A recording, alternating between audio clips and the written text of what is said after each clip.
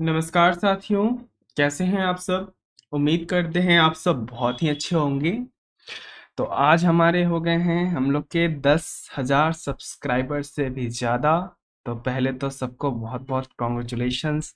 आपका प्यार, आपका सपोर्ट जो इस प्रकार आपने स्टार्टिंग से मुझे दिखाया है, इसके लिए यार दिल से बता रहा हूँ, बहुत बहुत थैंक यू। ऐसे ही आप लोग सपोर्ट करते रहिए। ये मेरा चैनल नहीं, ये आपका चैनल है। और हम लोग इसी तरह एजुकेशंस को और आगे लेके जाएंगे, क्योंकि इंडिया में जितने लोग एजुकेटेड होंगे उतना इंडिया आगे बढ़ेगा। ओके। तो वंस अगेन फिर से सबको कॉन्ग्रेचुलेशंस। तो साथियों, आज से फिर मैं हाजिर हूँ एक नई न्यूज़ को लेकर। ठीक है सर। न्यूज़ क्या है? न्यूज़ ये है कि भारत के जो रेमिटेंस हैं, यानी भारत के जो नागरिक विदेश में रह के काम कर रहे हैं, वह भारत में रहने वाले परिवार को, यानी अपने परिवार को 10 लाख रुपए भेज सकते हैं। अब साथियों, सवाल आपका ये होगा, अच्छा सर, तो 10 लाख रुपए क्या एकाएक भेज देंगे, या 10 लाख रुपया भेजने का ऐसी कौन सी बात हो गई कि 10 लाख रुपए भेज रहे हैं? साथियों, ये चीज को समझने के लिए आपको एक स्टोरी सुननी पड़ेगी, एक चीज समझना पड़ेगा। अगर आप न्यूज़ या किसी भी अखबार को फॉलो करते होंगे, जब से आप प्रिपरेशन कर रहे होंगे अगर यूपीएससी या किसी भी एग्जाम की, तो 2020 यानी 19 मार्च 2020 में एक न्यूज़ सामने आई। न्यूज़ क्या थी? न्यूज़ ये थी कि मिनिस्ट्री ऑफ होम अफेयर्स के द्वारा 466 एनजीओस की लाइसेंस को रद्द कर दिया गया है। अगर आपको याद हो तो ये न्यूज़ बहुत ज़्यादा उस समय चर्चा में चली थी। द हिंदू ने भी इसे कवर किया था, द इंडियन एक्सप्रेस के द्वारा भी इसे कवर किया गया था, तमाम तरह के अखबारों ने इसे कवर किया था, एडिटोरियल सेक्शन में भी बहुत सारे राइटर्स के द्वारा इसे कवर किया गया था कि 466 एनजीओस का लाइसेंस रद्द कर दिया गया है मिनिस्ट्री ऑफ होम अफेयर्स के द्वारा 19 मार्च 2020 के अंदर। अब ये लाइसेंस क्यों रद्द किया गया था? यह लाइसेंस इसलिए रद्द किया गया था साथियों, क्योंकि जो आपका FCRA यानी फॉरेन कंट्रीब्यूशन रेगुलेशन एक्ट 2011 का था, उसके एलिजिबिलिटी क्राइटेरिया को यह जो एनजीओस थे वो फुलफिल नहीं कर पा रहे थे। इसलिए जो मिनिस्ट्री ऑफ होम अफेयर्स है उनके द्वारा एक बहुत ही ठोस कदम उठाया गया और यह कहा गया कि अगर कोई भी एनजीओ किसी भी पॉलिटिकल पार्टीज के साथ डायरेक्टली तो नहीं, अगर इनडायरेक्टली लिंक्ड होगा, जैसे रोड जाम करेगा या फिर किसी तरह का हड़कंप मचाएगा जिससे कानून व्यवस्था यानी लॉ एंड ऑर्डर खराब होगा, उस केस में उनका लाइसेंस जो है रद्द कर दिया जाएगा। तो इस तरह से 466 एनजीओस के लाइसेंस को रद्द कर दिया गया था, क्योंकि उस समय बहुत सारे बातें सामने आ रही थी। क्योंकि एनजीओस को जो फंड प्राप्त होता है, ऐसा नहीं है कि भारत में ही उन्हें सिर्फ फंड मिलता है, उन्हें विदेशी मुद्राएं भी मिलती हैं। और ऐसे विदेशी मुद्रा का जिससे सोर्स पता ना हो या इंफॉर्मेशन ना हो, उस केस में क्या होता था साथियों? उस केस में टेररिज्म या अनदर तरह की चीज जो है बढ़ने की चांसेस ज्यादा होते थे। तो उसी संशोधन वाले जो नियम थे, जो उस दिन 19 मार्च को जो काम हुआ था, उस काम को दायरा में रखते हुए फिर से दोबारा संशोधन किया गया, क्योंकि बहुत सारे एनजीओस का लाइसेंस रद्द हो गया। तो पूरे तरीके से कवर करूंगा, क्या है न्यूज़, क्या है इसकी महत्व, क्या होता है फॉरेन कंट्रीब्यूशन एक्ट, कब आया था, सब कुछ बता दूंगा इस वीडियो के अंदर में। तो उससे पहले वीडियो को पहले लाइक कर दीजिए, चैनल को फिर से बोल रहा हूँ यार सब्सक्राइब कर दीजिए, क्योंकि आपका सपोर्ट बहुत ज़्यादा इंपॉर्टेंट है। दूसरी बात, उन दोस्तों के साथ जरूर शेयर कीजिएगा, फिर चाहे वो तैयारी कर रहे हो यूपीएससी की, state PCS, SSC, banking, railway इत्यादि किसी भी एग्जाम की। तो जब भी हम किसी भी पॉलिसीज की बात करते हैं जहां गवर्नमेंट की बात होगी तो वो आएगी जीएस पेपर 2 के अंदर में साथियों, याद रखिएगा जीएस पेपर 2 यानी गवर्नमेंट पॉलिसीज एंड इंटरवेंशन। तो द हिंदू के अंदर भी न्यूज आया हुआ था, 3 जुलाई की न्यूज है कि अब जो रेमिटेंस है यानी जो रिलेटिव्स कहाँ रहते हैं अब्रॉड में, यानी जो भारत से बाहर रहते हैं, वो अपने फैमिली को जो भारत के अंदर में रहते हैं उनको 10 लाख रुपए तक भेज सकते हैं एफसीआर रूल्स के अंदर। ठीक है साहब।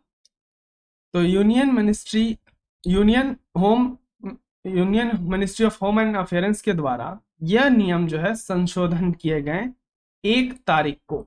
1 तारीख को एक तरह से समझिए कि 1 तारीख को उनके द्वारा रात के समय में एक एडवाइजरी जारी की गई जिसमें ये सारे संशोधन वाले नियम बताए गए। तो बैकग्राउंड मैंने बता दिया साथियों कि किसी भी तरह के पॉलिटिकल पार्टीज के अंदर में अगर कोई भी डायरेक्टली या इनडायरेक्टली लिंक्ड होगा एनजीओ तो उनकी कड़ी निंदा करते हुए इस तरह के सरकार के द्वारा ठोस कदम उठाए गए थे। इसमें फार्मर ऑर्गेनाइजेशन, स्टूडेंट, उसके बाद workers organisation, caste based organisation, तमाम तरह के ऑर्गेनाइजेशन इसके अंदर में कवर थे। तो इन जो एनजीओ है साथियों, जो एनजीओ का मतलब क्या होता है पहले से ये समझ लीजिए। जैसे आपका एनजीओ, भारत में बहुत तरह के एनजीओ चलते हैं, ये एक तरह के गवर्नमेंटल ऑर्गेनाइजेशन नहीं होता है, ये प्रॉफिट बेस्ड ऑर्गेनाइजेशन नहीं होता, ये समाज के हित में, समाज के विकास के लिए काम करते हैं। इनका एजेंडा होता है सोसाइटी वेलफेयर। ठीक है। तो इसी चीज को ध्यान में रखते हुए भारत में बहुत सारे एनजीओ चल रहे हैं। लेकिन अगर वही एनजीओ में जो फंड आता है, क्योंकि एनजीओ जो चलता है वो डोनेशन के फंड से चलता है, अब उसी डोनेशन फंड के तहत अगर उस फंड का गलत इस्तेमाल होने लगे तो क्या आपको नहीं लगता कि टेररिज्म या अन्य तरह की चीजें भारत में बढ़ने लगेगी? लेकिन आपको आश्चर्यचकित होंगे आप इस बात को जान के कि 2020 में जो काम हुआ था ना, वही साथियों 2022 में बदला गया। अब आप सोचोगे सर ये क्या बोल रहे हो? जी हाँ साथियों, इनका बदलने का तरीका अलग है। अब ये तरीका क्या है आप समझिए, क्योंकि हम आप क्या हैं, हम लोग यूपीएससी के स्टूडेंट्स हैं तो हम लोग एनालाइज करने का तरीका डिफरेंट रखते हैं। ओके, इसलिए हम क्या कर रहे हैं, हम लोग न्यूज का एनालिसिस कर रहे हैं, यानी न्यूज को समझ रहे हैं ताकि हम अच्छे से अच्छा आंसर फ्रेम कर सकें मेंस एग्जाम के अंदर। ठीक है। तो मेरा जो चैनल का नाम है मेंस बाबा, मेनली ये मेंस ओरिएंटेड चैनल ही मैंने जान के बनाया, क्योंकि प्री तो आपका कवर हो ही जाता है इसके अंदर में। तो मेंस में जो आंसर राइटिंग की जो समस्या आती है बच्चों को, उसको ध्यान में रखते हुए, उस प्रॉब्लम्स को ध्यान में रखने के लिए, उसको टैकल करने के लिए मैंने ये चैनल शुरू किया था। इसलिए इस चैनल का नाम मैंने मेंस बाबा रखा है। तो इस एनजीओ को जो फंडिंग प्रोवाइड होती है, यानी जो विदेशी मुद्राएं प्राप्त होती है साथियों, वो एफसीआरए एक्ट के तहत होती है। तो इसमें जो की संशोधन थे, यानी संशोधन कौन कौन से किए गए, संशोधन ये किए गए साथियों, मैं एक ब्रीफ कर देता हूं कि संशोधन दो, आपका संशोधन तो बहुत सारे इसमें किए गए, रूल्स में किए गए, लेकिन मेनली जिसमें किए गए वो है 6 और 9। जी हाँ साथियों, 6 में क्या था कि पहले 1 लाख रुपए प्राप्त होता था किसी भी भारत के एनजीओ को, किससे, या भारत में रहने वाले व्यक्ति को, कोई भी हो, चाहे व्यक्ति हो एनजीओ हो, अगर कोई भी विदेश में काम कर रहा है तो वो 1 लाख रुपए प्रति वर्ष भेज सकता था भारत के अंदर में अपने परिवार को। परंतु अब जो 1 जुलाई को जो काम हुआ, इसमें भारत सरकार के द्वारा यह कहा गया कि सुनो साहब, अब तो तुम 10 लाख रुपए भेज सकते हो, वो भी बिना इन्फॉर्म किए हुए।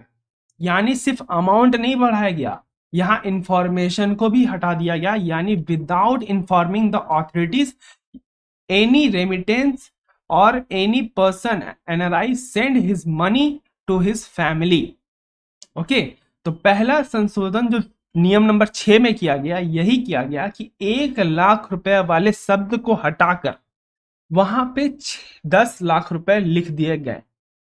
यहां तक कि भारत सरकार के द्वारा यह भी कहा गया कि अगर अमाउंट 10 लाख रुपए से ज्यादा होगा, अब समझना इस चीज को कि 2020 को कड़े नियम लगाए गए, क्योंकि यहां पे 2011 का जो अमेंडमेंट्स था उसको फुलफिल नहीं कर पा रहा था, इसलिए लाइसेंस को रद्द किया गया। अब यहां पे बात मैंने क्यों कहा कि चेंज करने का तरीका बहुत ही अलग ही तरह का है, मैं खुल के नहीं बोल सकता चैनल के ऊपर में, लेकिन आप समझने की कोशिश करना अगर आप यूपीएससी के स्टूडेंट्स हो तो। कि 1 लाख रुपए के शब्द को हटा के 10 लाख रुपए रख दिया गया बिना इन्फॉर्म किए। अब किसी भी अथॉरिटी यानी किसी भी ऑफिशियल्स को बिना इन्फॉर्म किए कोई भी एनआरआई 10 लाख रुपए भेज सकता है 1 साल के अंदर में अपने भारत के अंदर किस परिवार को। अगर 10 लाख से ज्यादा अमाउंट हुआ तब उस केस में इन्फॉर्म करने का जो समय था ना वो साथियों 30 दिन था, उसको हटा के 90 दिन कर दिया गया कि अब भाई 90 दिन तक तुम्हारे पास समय है, 10 लाख रुपए से जो ज्यादा अमाउंट आया है उसके लिए भाई आप इन्फॉर्म करो। ठीक है।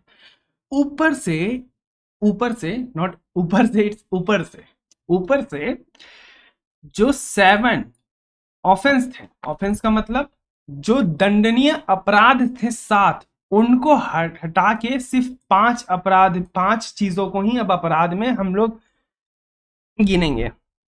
क्योंकि मैंने कहा 6 नंबर नियम, नंबर 6 में जो संशोधन हुआ उस संशोधन नियम में क्या था कि 1 लाख रुपए से अगर आप ज्यादा भेजा आपने बिना इन्फॉर्म किए, 1 लाख रुपए भी इन्फॉर्म करके भेजना था और 1 लाख रुपए से ज्यादा किया तो उसको 30 दिन के अंदर इन्फॉर्म करना था। लेकिन उसमें अमेंडमेंट कर दिया गया। अब रूल नंबर 9 में यह अमेंडमेंट किया गया साथियों। रूल नंबर 9 में क्या अमेंडमेंट किया गया? रूल नंबर 9 में यह अमेंडमेंट किया गया कि अगर संशोधन के अगर रूल नंबर 9 में साथियों यह अमेंडमेंट किया गया कि जो भी फंडिंग की जाएगी, यानी कोई भी अगर एनआरआई फंडिंग करता है किसी भी एनजीओ के ऊपर में, तो अगर वो एनजीओ रजिस्टर्ड है तो ठीक है, नहीं रजिस्टर्ड है तो उनको 45 दिन का वक्त दे दिया गया, जो सिर्फ 15 दिन का था। जी हाँ साथियों, आपको आश्चर्यचकित होगा कि जो 15 दिन का समय था रजिस्ट्रेशन का, उसको बढ़ा के 45 दिन अब कर दिया गया है। तो ये 2 अमेंडमेंट किए गए। इसी के साथ साथ जो 7 पनिशनेबल ऑफेंस थे उनको घटाकर 5 पनिशनेबल ऑफेंस कर दिया गया। साथ ही साथ किसी भी फॉरेन फंड को डिक्लेयर करने के लिए उसके जो डिटेल्स होते थे वो वेबसाइट पे अब आप क्वार्टरली ये कर सकते हो, उस पर जाके चढ़ा सकते हो। ट्रांसपेरेंसी को लाने के लिए ही ये संशोधन किया गया था। लेकिन इस पे ट्रांसपेरेंसी कहाँ दिख रही है? मुझे तो नहीं लगता। मैं देखो एज अ पॉलिटिकल इसको मत बनाना, लेकिन मुझे तो नहीं दिखता। वास्तविकता में अगर आपको दिखता है तो जरूर बताइएगा कि आपको इसमें ट्रांसपेरेंसी कहाँ दिख रही है। तो इसी तरह के चीजें किए गए, जैसा कि मैंने कहा कि 15 दिन से 45 दिन का वक्त दे दिया गया है।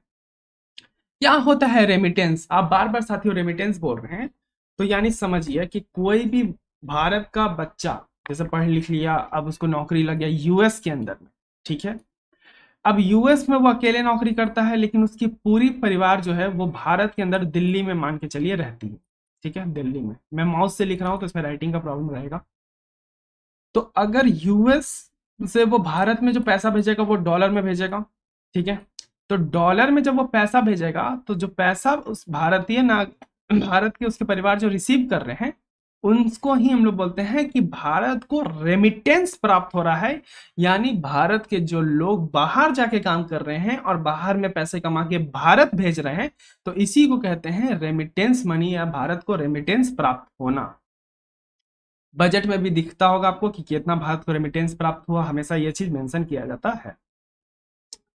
तो टाइमलाइन की बात करें साथियों कि एफसीआरए जो एक्ट है वो 1976 के अंदर में लाया गया कि हम ट्रैक कर सकें फॉरेन फंड को, जो भी social, politic, economic and religious decisions को चेंज करने की कोशिश में लगे रहते हैं। फिर 2010 के अंदर में इसके अंदर संशोधन किए गए। उसके बाद 2010 के बाद 2020 में इस पे अंदर कड़ी निंदा करते हुए इस पे बहुत सारे संशोधन किए गए कि पैसा ये वो ट्रांसपेरेंसी नहीं है तो आपके लाइसेंस रद्द कर दिए जाएंगे। जैसे कि मैंने भी पूरी तरीके से आपको कहानी बताई कि जो 2011 का जो अमेंडमेंट्स था उसको फुलफिल नहीं करने के कारण ये सब चीज अब सामने आया।